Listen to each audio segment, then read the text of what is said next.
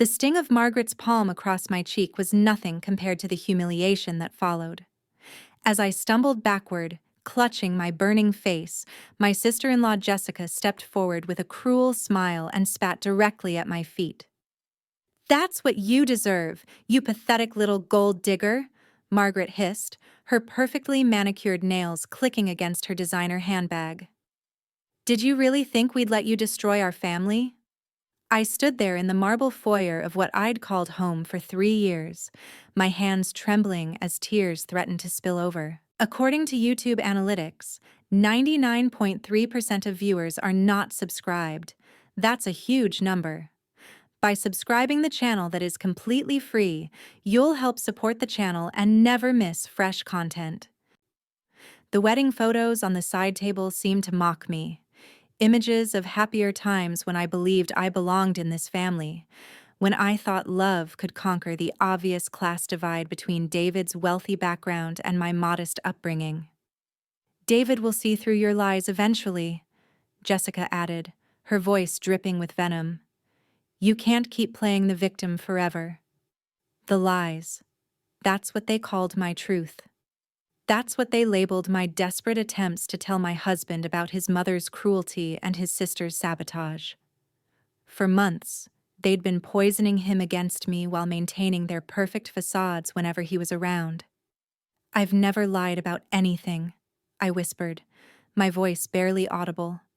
Margaret laughed, a sharp, brittle sound that echoed off the high ceilings. "Oh, please, Emma.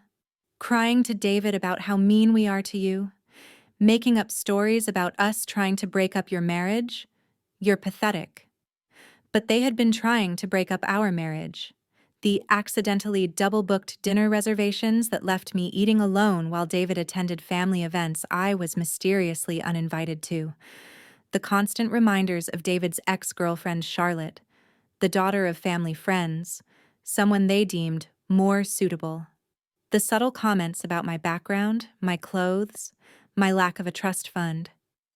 "David's in his study," Jessica said, checking her expensive watch. "We're having lunch with the Worthington family tomorrow. Charlotte will be there, of course. Such a lovely girl. So appropriate." The message was clear. I was temporary, replaceable, an inconvenient obstacle to their perfect family narrative. As they gathered their things to leave, Margaret turned back to me one last time. "You should really consider what's best for everyone, dear. A divorce settlement would be much more generous than what you'd get if David discovers what kind of person you really are." The front door closed with a soft click, leaving me alone in the suffocating silence of the house that had never truly felt like home. I touched my cheek where Margaret's handprint was surely visible, and felt something inside me crack. Not just my heart, but something deeper. My faith in justice, in fairness, in the belief that good people would eventually be recognized and rewarded. I walked slowly up the curved staircase to our bedroom, each step feeling heavier than the last. The mirror of our master bathroom. I stared at my reflection. Red cheek, tear-streaked face, defeated posture. This woman looking back at me was a stranger. When had I become so small, so willing to accept cruelty as my normal? That night, David came home from his study with distracted kisses and talk of a big case he was working on. He didn't notice the mark on my face, too absorbed in his own world to see mine crumbling. When I tried to tell him about what had happened, he barely looked up from his laptop. "Mom and Jess were here earlier," I began carefully. He murmured, typing. "David, something happened. Your mother—" "Emma, can this wait? I have a deposition tomorrow and I really need to focus." I stood there for a moment, watching him work, realizing with crystal clarity that he'd already chosen his side long ago.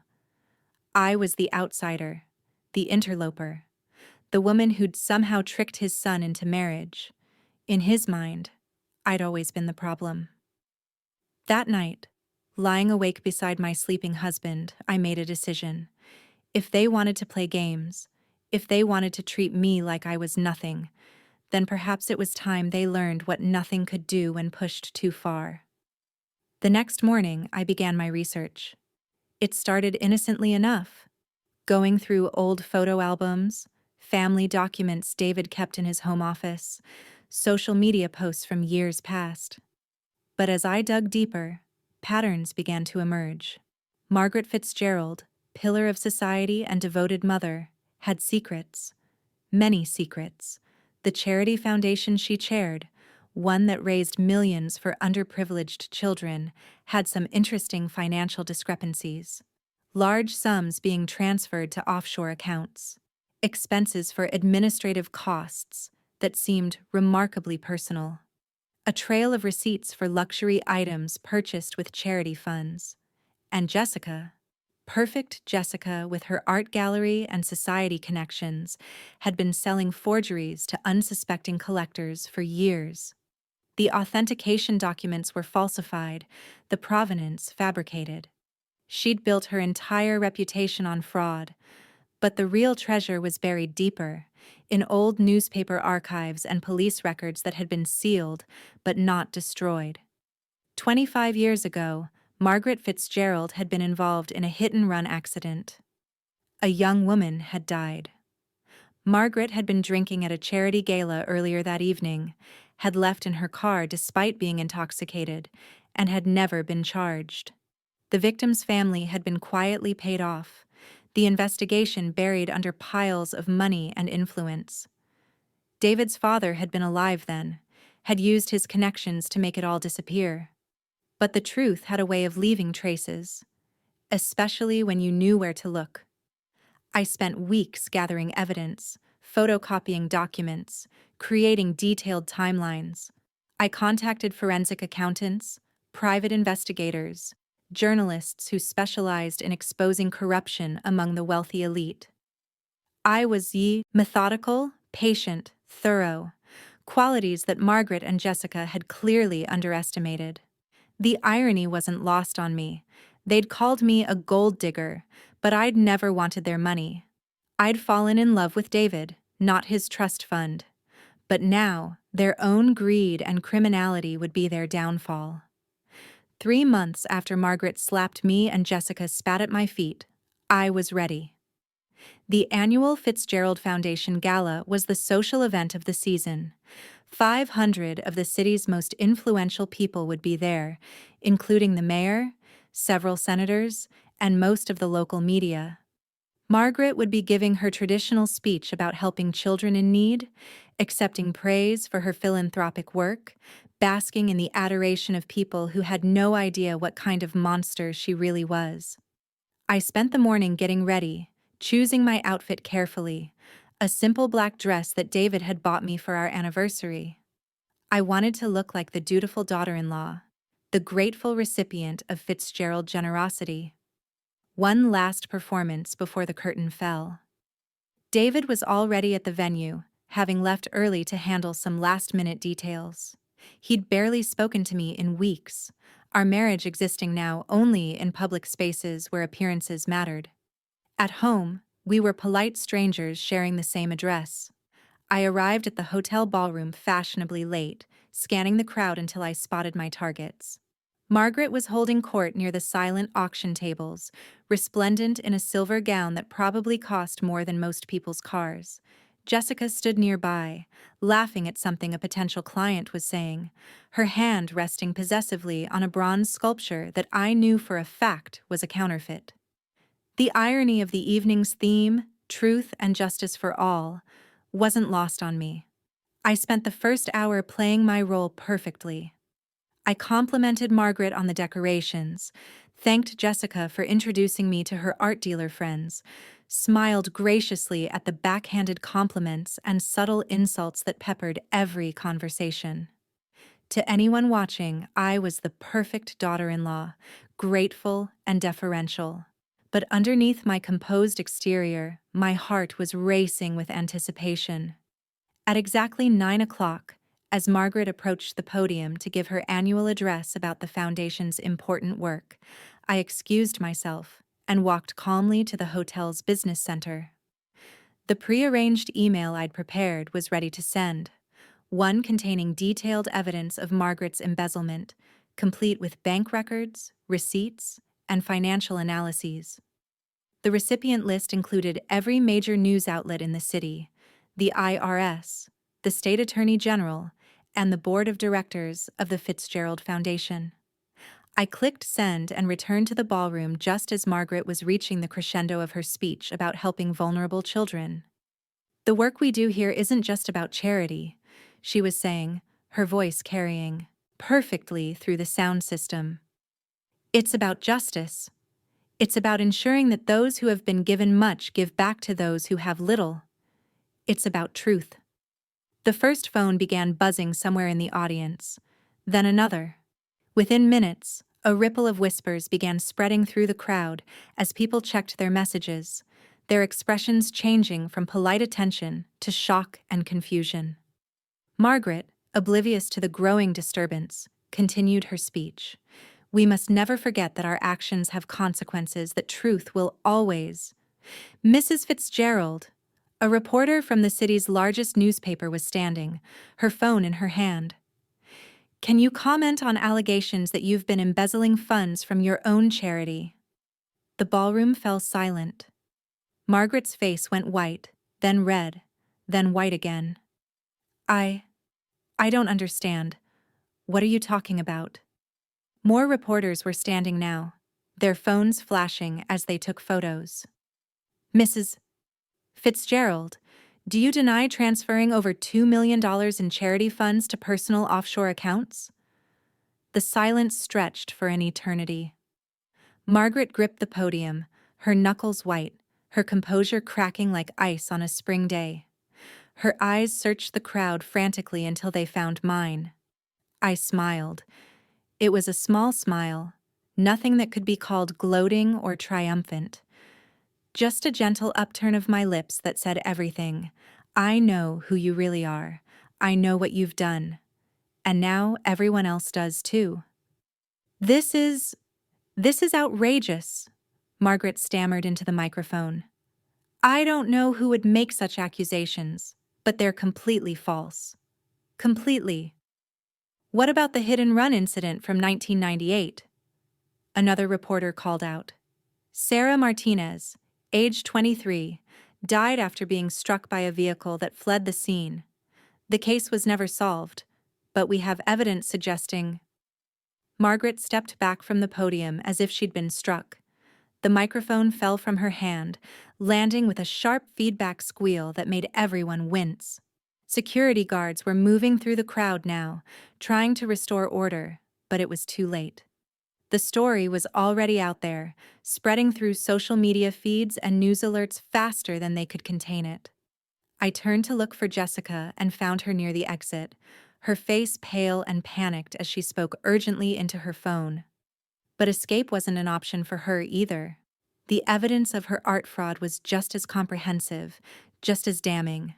By morning, every gallery that had ever dealt with her would be under investigation. David appeared at my elbow, his face a mask of confusion and growing horror. "Emma, what's happening?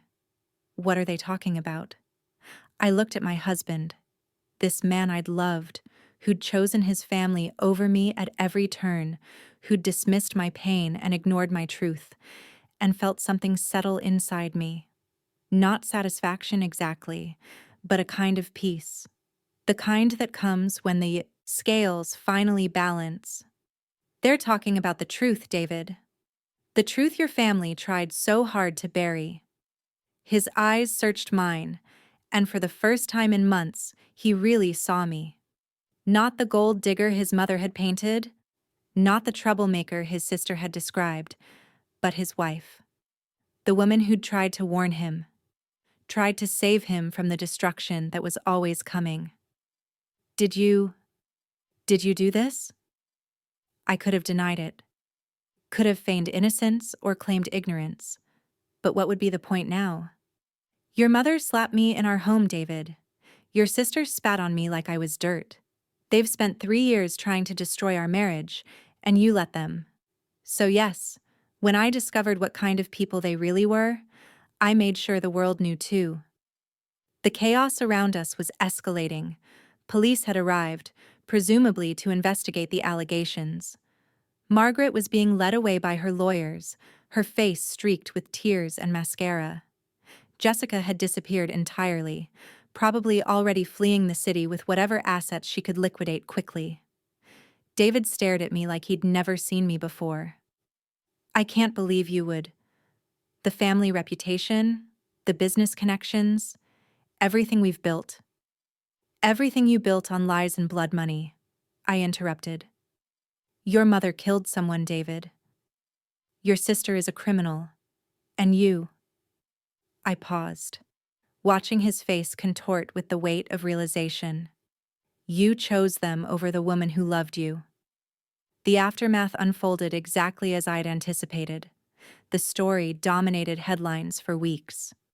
Margaret was arrested on multiple charges, including embezzlement, fraud, and vehicular manslaughter. The hit-and-run case was reopened, and new evidence I'd helped uncover, led to formal charges being filed. She would spend the rest of her life fighting legal battles, her reputation destroyed, her social status obliterated. Jessica fled to Switzerland but was eventually extradited. The art world scandal she'd created ruined dozens of collectors and destroyed several smaller galleries. Her name became synonymous with fraud in art circles. David's law firm suffered massive fallout from the association with his family's crimes. Several major clients pulled their accounts, and he was quietly asked to take a leave of absence while the partners decided how to handle the situation. As for our marriage, it ended exactly as I'd known it would. David couldn't forgive me for destroying his family, even though they'd destroyed themselves long before I'd come along. He couldn't see that I'd tried to protect him, tried to warn him, tried to help him see the truth before it was too late. The divorce was swift and, ironically, generous. David was so eager to distance himself from the scandal that he didn't fight the settlement. I walked away with enough money to start over somewhere new, somewhere the name Fitzgerald carried no weight. 6 months later, I was living in a small coastal town, 3 states away, working as a freelance journalist and living in a cottage that overlooked the ocean. The work I'd done, exposing the Fitzgerald family's crimes, had earned me a reputation as an investigative reporter who specialized in uncovering corruption among the wealthy elite. It was satisfying work, meaningful work. The kind of work that helped people instead of enabling their destruction. Sometimes, late at night, I wondered if I should feel guilty about what I'd done, about the calculated way I'd planned their downfall, about the precision with which I'd executed my revenge. But then I remembered the sting of Margaret's hand on my face, the humiliation of Jessica's spit at my feet, the months of David's willful blindness to their cruelty. They'd made their choices long before I'd made mine. I'd simply ensured that consequences finally caught up with actions. The truth was, I'd tried to be the good daughter-in-law. I'd tried to win their acceptance, to find my place in their world. But they'd never wanted me to belong. They'd wanted me to disappear. In the end, they'd gotten their wish. I'd disappeared from their lives completely. But I'd taken their secrets with me, and I'd made sure the world knew exactly who they really were. Margaret had been right about one thing that night she slapped me. Actions do have consequences. She just hadn't realized that her consequences were standing right in front of her, taking notes and planning justice. The door had opened that night, just as my story's title suggested. But it wasn't the beginning of my nightmare. It was the beginning of theirs. As I sat on my cottage porch, watching the sunset paint the ocean in shades of gold and crimson, I reflected on the journey that had brought me here. The woman who'd cowered in that marble foyer, accepting abuse and humiliation, was gone. In her place was someone stronger, someone who understood that sometimes you have to create your own justice in a world that protects the powerful and silences the vulnerable. My phone buzzed with a text from my editor at the investigative journalism magazine where I now worked. Another tip about another wealthy family with secrets. Another chance to give voice to the voiceless, to hold the untouchable accountable. I smiled and reached for my laptop. After all, I'd discovered I had quite a talent for opening doors that others preferred to keep locked. The worst nightmare had indeed begun that night in the Fitzgerald foyer. But it hadn't been mine.